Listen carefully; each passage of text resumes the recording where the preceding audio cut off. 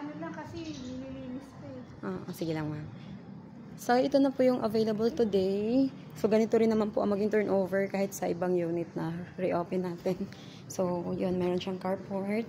And then, yung ground floor, ito gawa na siya. So, kung ano nakikita ninyo, ito na yung magiging actual turnover.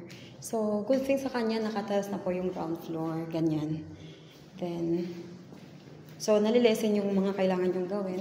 And then, dito sa baba po located ang inyong common toilet and bath. Ayan po.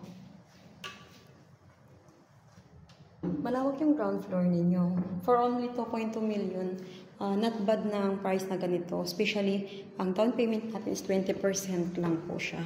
And very flexible pa po kasi payable hanggang 18 months pa rin. So, ito naman yung magiging itsura ng second floor.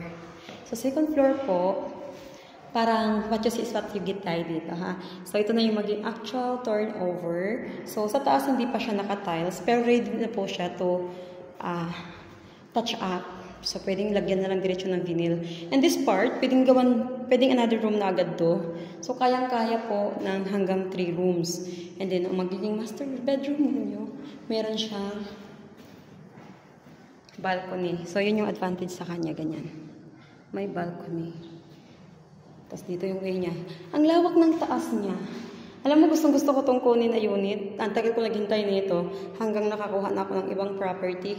So, hindi ko naman piling isabay-sabay. So, sayang nga eh. Pero,